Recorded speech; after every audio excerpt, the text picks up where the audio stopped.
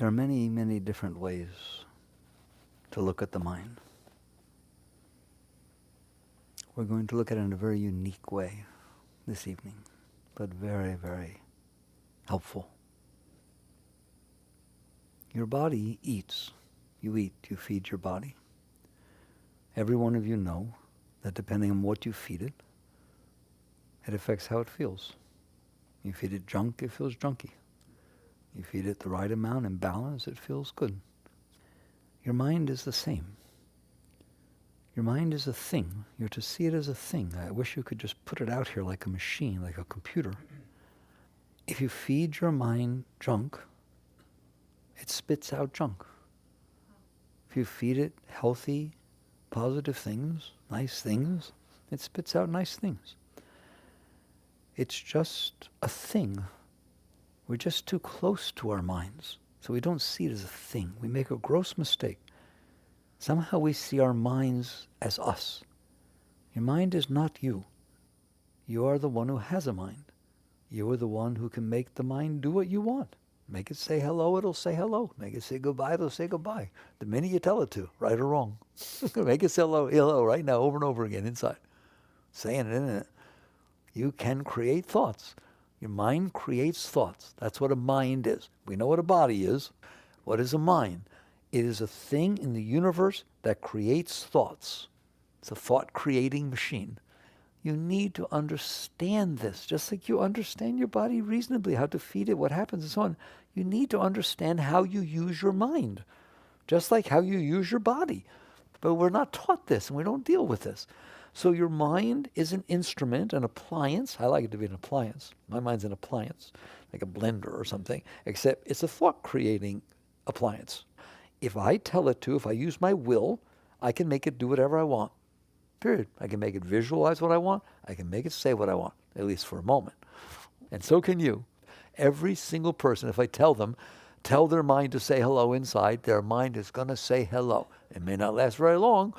It may get distracted by something, but you have the ability to make your mind create the thought that you want, don't you? When you are not doing that, then the mind creates its thoughts on its own. That's really interesting. It's so weird. Like if all of a sudden you're driving along and the mind says, oh my God, I don't think he really liked me. I thought he did. And he's talking about something from 7 years ago. All right? It'll do that. Don't you cut it short. It'll just start doing that. You'll start feeling, oh, what if he didn't love me? And he was really just lying to me all this time. I thought, oh. And it just start feeling, and it's like you just get lost in its thoughts. That doesn't mean you are its thoughts. It is creating a thought. And then you are the consciousness that is aware of this thought. Or you are the consciousness that is asserting will to make the appliance create the thought you want. Ooh, I want you to see those two different states. Willful creation of thoughts versus unwillful reception of the ones that are being created by themselves. Now you know those two states. Those are very important states to understand. Well, why does the mind create the thoughts that it does? That's a reasonable question. You got to live with the darn things. You have a mind. You have a car. You have a body. You know how to drive your car. You take care of it. You have a body. You take reasonable care of it. You don't do a thing with your mind. People don't know a thing. It's as if there's no separation between them and mind. If there was no separation between you and car, you would think about taking care of it. It would just be you. You wouldn't talk that way. I take my car in. What are you going to do while your car's in? Oh, I'll rent one. I'll walk. You see, you can separate yourself from the car. What are you going to do when your mind's not creating thoughts? It's called meditation. I'll go to ecstasy. I'll just be somewhere else. I won't be with my mind. Will you cease to exist? Any one of you that ever went into a meditative state, even once for a moment, knows that you're there when the mind stops. How about if I draw that as a bottom line of having meditated? I don't care if it just lasted a moment and only once in your life.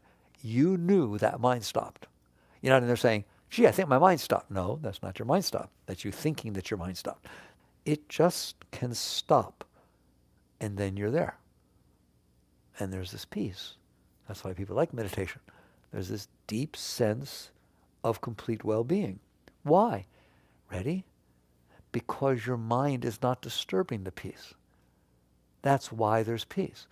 The lake is perfectly still until the wind blows across it, till the leaf drops into it, till something happens that disturbs the balanced state of harmony, of peace of the lake. Fair enough? Some foreign event comes in and causes ripples. Your mind is exactly the same. You're exactly the same. If your mind is quiet, then you are quiet. You are remaining in a state of well-being because that is your natural state. If the mind is telling you that he didn't love you 7 years ago, you don't feel comfortable. You're caught in thoughts that are disturbing. So you do exist when the mind stops. You can make the mind say what you want. But the normal state of a human being is that the mind is creating its own thoughts. Nobody's home. We use the word mindful nowadays. Nobody's being mindful that the mind is full. Nobody's there paying attention that the mind is making up its own thoughts and saying these things. So basically, why, at some point you get to the point, we say, well, why does my mind create the thoughts that it does? So I'm not creating them. Why does it do it? Now you would think, I don't know why your mind creates. I don't even know you. How would I know why your mind creates the thoughts it does? But I do know. I know why every single one of your minds creates the thoughts that they do every single time they create them. And I'm not psychic. Don't worry, don't put a shield up that I might read your mind. I don't know anything. I'm not going to read your mind. But I know why every single thought you ever had came up into your mind by itself. Why is it creating every single thought that it creates in the order it creates it is a knowable thing. Wow, far out. Well, why does it do this? And why doesn't it just shut up? Why doesn't it just get quiet when I sit down? It doesn't. Because there's a problem here.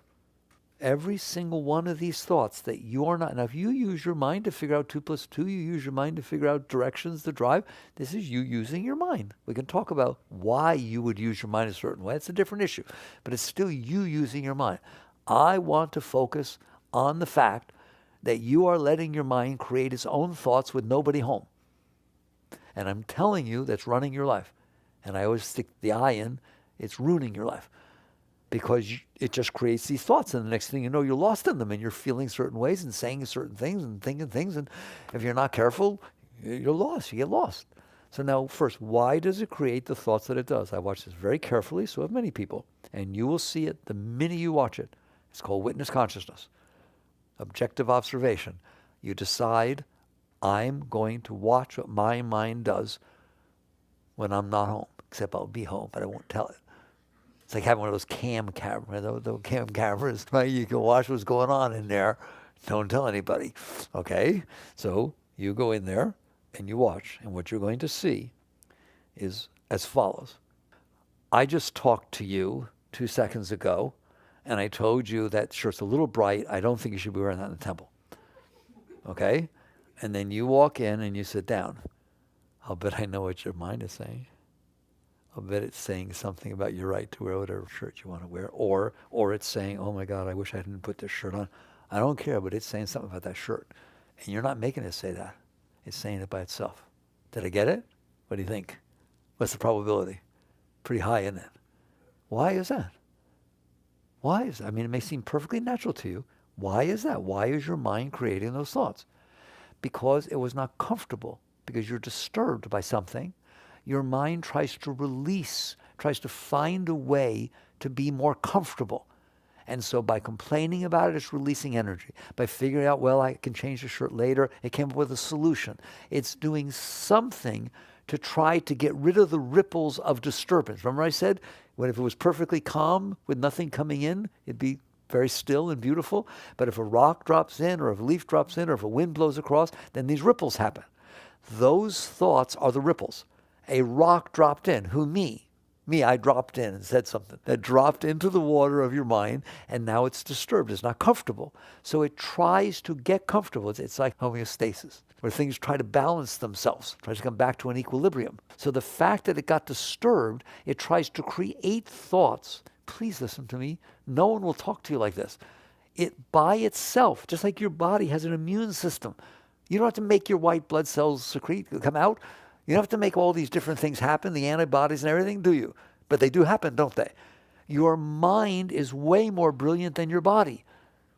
It's much more subtle. It's a higher level. So it also has a system to try to heal, to try to bring about harmony and equilibrium.